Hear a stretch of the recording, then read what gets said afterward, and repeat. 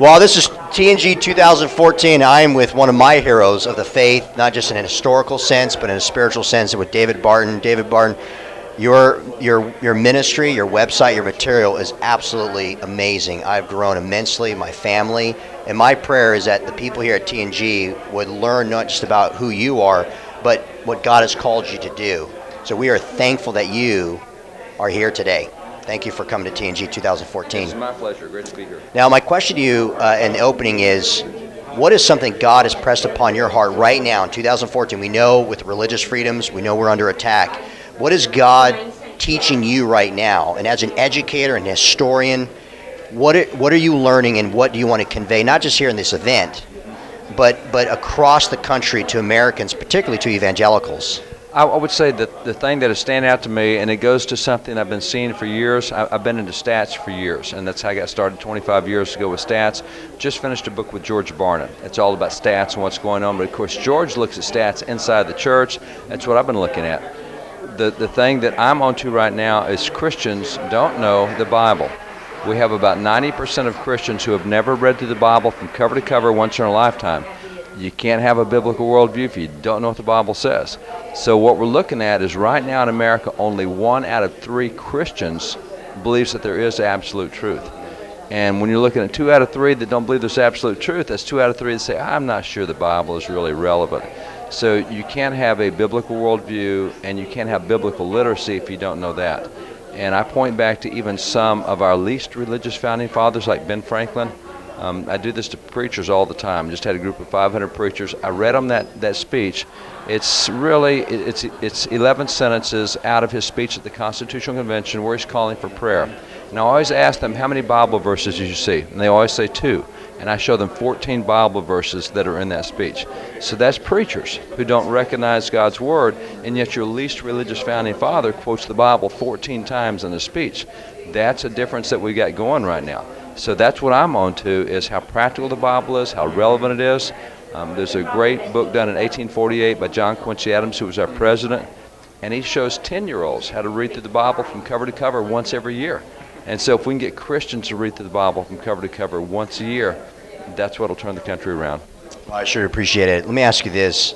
Why do you think Americans today are not only biblically illiterate, but also constitutionally illiterate as well? 2 things. We rely on others to feed us. We're not self-feeders. We rely on others to feed us. And part of that, Benjamin Rush, a signer of the Declaration, John Adams called him one of the 3 most notable founding fathers. So John Adams said you had George Washington, Ben Franklin, and Benjamin Rush, and nobody today has ever heard of Benjamin Rush. But he did a piece back in 1791, and he signed the Declaration, ratified the Constitution. He's called the father of public schools under the Constitution. And he warned 2 things. He said if the Bible were ever allowed to be taken out of public schools, he said, number 1, we'd spend all of our time and money fighting crime when we could have prevented it in the classroom. But he said, number 2, he said the Bible, when not read in schools, is seldom read in any subsequent period of life. So what happens is in 62, 63, the U.S. Supreme Court in 2 decisions says, no more of this Bible stuff. We've had enough. We've done that 340 years. Let's do something else. So at that point, biblical literacy shoots through the roof because, again, if you don't read it in schools, you seldom read it later. So if you don't start reading the Bible when you're 5, 6, 7, you're not going to read it when you're 15, 16, 17, or 25, 6, or 7, etc. So we now have gone through really about 4 educational generations of we don't read the Bible. Well, we don't pick it up as adults. So that's part of the problem we have is we rely on others to feed us. So I saw that in the news. Oh, I saw that on the web. I saw that in the media. Doesn't matter what you saw. Is it true? And so waiting on others to feed us, including the church. That's why I go to church on Sunday mornings to get fed. No, man doesn't live by bread alone. You have to have a daily meal. We eat food 3 times a day, and you only eat the Bible once a week, and that's for 30 minutes, 25 minutes. That doesn't work. You'll starve to death. So that's what's happened. We've really become a culture where we rely on others to feed us.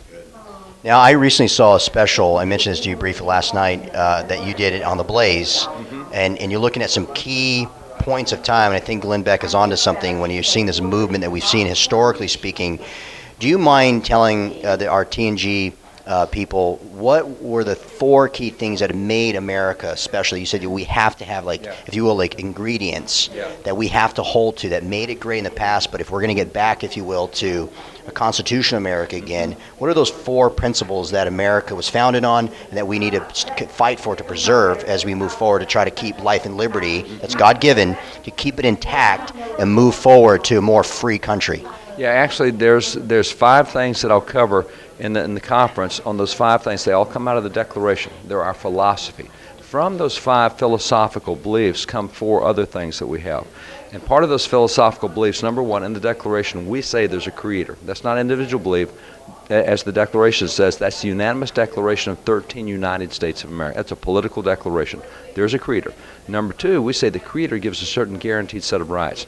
There's about 24 rights that come from God, not government. Government's not allowed to touch them. Those are the first 2 keys to having limited government. Is there's something higher than government, that's God. There are rights that government didn't give, therefore they can't regulate.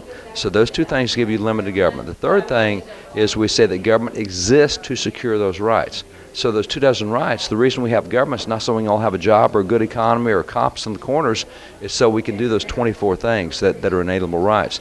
The fourth thing is there is a fixed moral law. They called it the laws of nature. Nature's God. That fixed moral law doesn't change across time. It worked 3,500 years ago. It'll work 3,500 years from now. That fixed moral law, government doesn't mess with. And the fifth thing is the consent of the governed. So once we get a fixed moral law and inalienable rights, then we get to decide how wide are the sidewalks, what's the speed limit, what are our municipal regulations, what's the weight limit on a turnip truck. That's ours. So those 5 things. Now, out of that comes the belief that you cannot have groups, you have individuals, because every individual has rights. What's happened in America and in France in the French Revolution, which we divided you into groups. We've done the same thing today. Hate crime laws. Oh, you're homosexual, lesbian, you get protection. Oh, you're a senior veteran, you don't get the same protection. You get a different protection. Oh, you make a lot of money, we treat you differently from someone who doesn't make it. We tax you differently. God had the tithe. Everybody paid 10%, rich or poor. Now, the rich paid more than the poor, but it was all treated the same.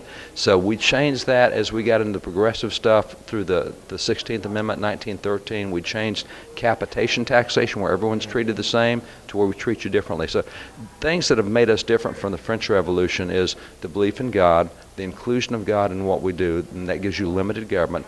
Then you get into the groupthink mentality. Their mottos were liberty, equality, and brotherhood. That brotherhood stuff, it doesn't work unless God gave you equality. So those are the manifestations of those 5 philosophical beliefs, and that's what you have to have if you want limited government, a constitutional government, and if you want liberties, individual liberties. That's excellent. I really appreciate the way you broke that down for our listeners. A couple final questions, David. One is, what do parents need to be doing? And secondly, what do pastors, particularly in churches, need to be doing in America to preserve what you just said? One thing parents need to be doing is learning, because you can't teach what you haven't learned. And so we're told in Luke 6:40, Jesus says, every student will be fully trained to be like his teacher. Parents, if they don't know it, they can't impart it to their kids. The problem we have in America right now is in the last election, 70% of American voters, which is our parents, had no clue the Constitution was the supreme law of the land. 62% of American voters did not know the 3 branches of government. And that comes out of Isaiah 33:22. So that's a biblical literacy fault and a constitutional literacy fault.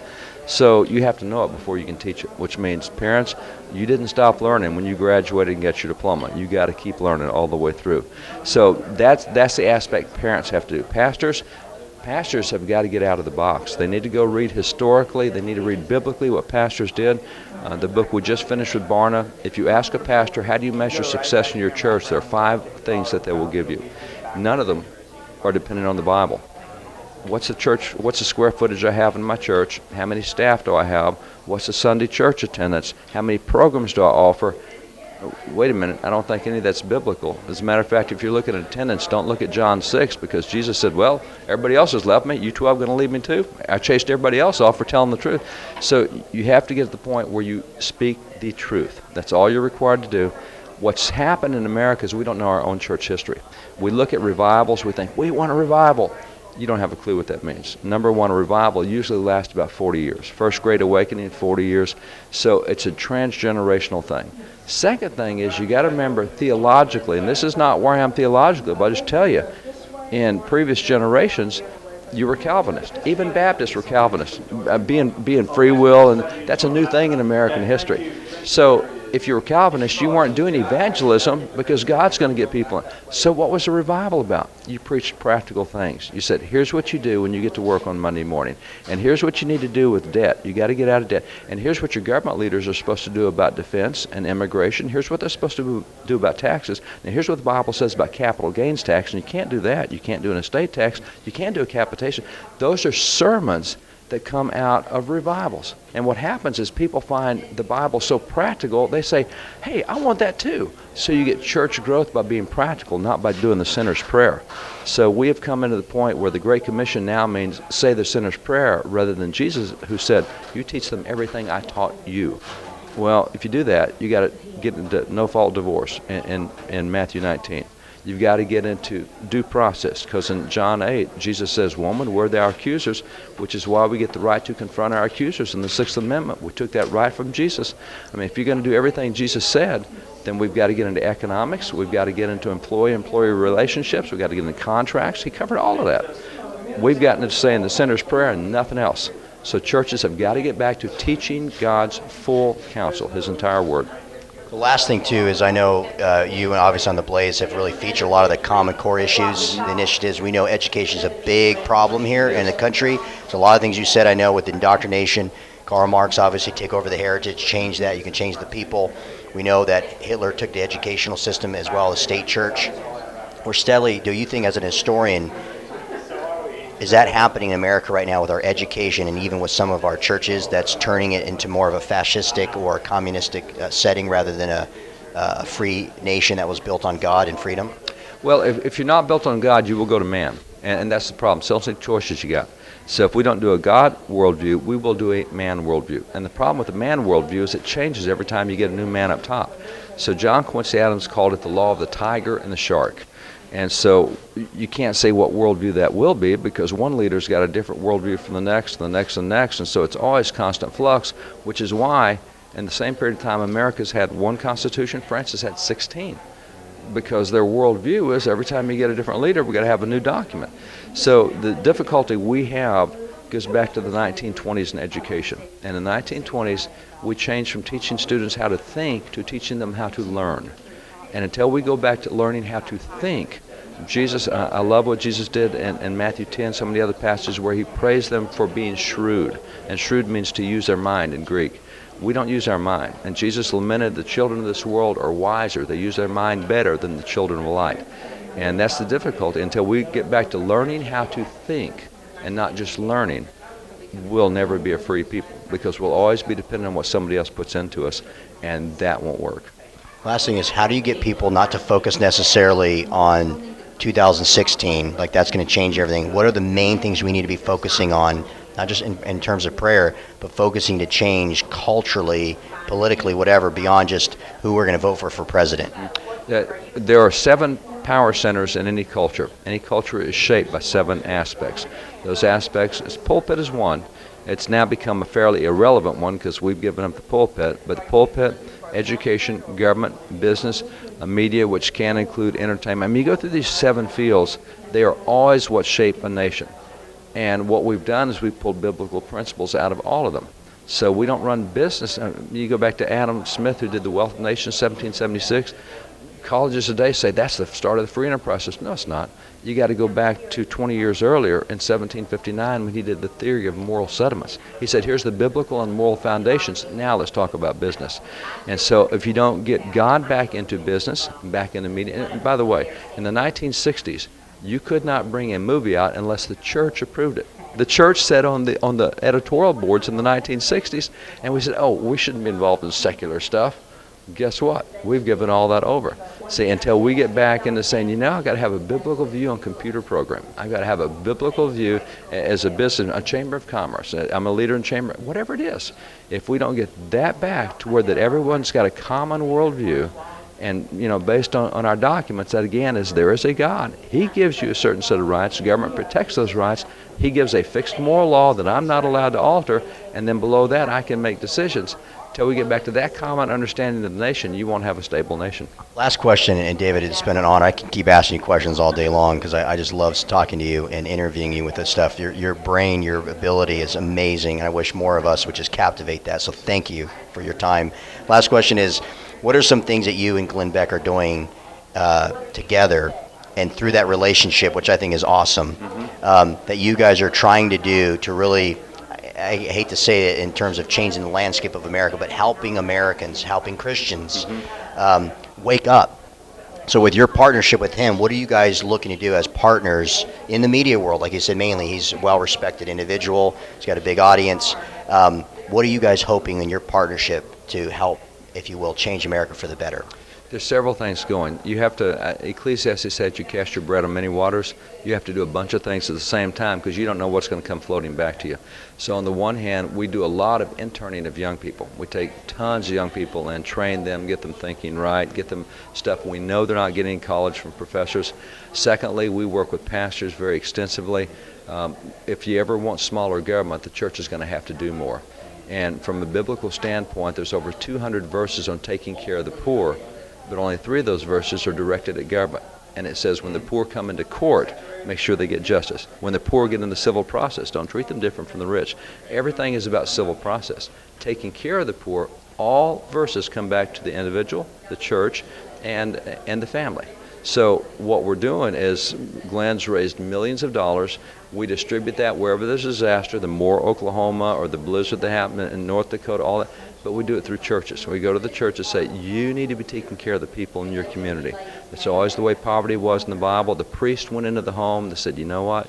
You need help for about 3 weeks. You need about 60% assistance. And it's the church that was the social arm. And so that's one thing we're doing. We're also working very much to re-educate Americans about history. We have a massive museum that's on the road that goes place to place. We call it the good, the bad, the ugly of American history. And unlike textbooks today who give you the bad and the ugly but not the good, we'll give all of it. Media, there's a footprint of about 50 million folks there. And so there's just a lot of things happening. We're working with businessmen, working with church leaders, working with kids, working with families, doing education stuff, Common Core, educators. You cast your bread on many waters. You got to work on all fronts at the same time. David, you are a hero of the faith, and I admire you immensely. It's an honor to interview you right now. Thank you for joining us here at TNG 2014. My pleasure. Thanks.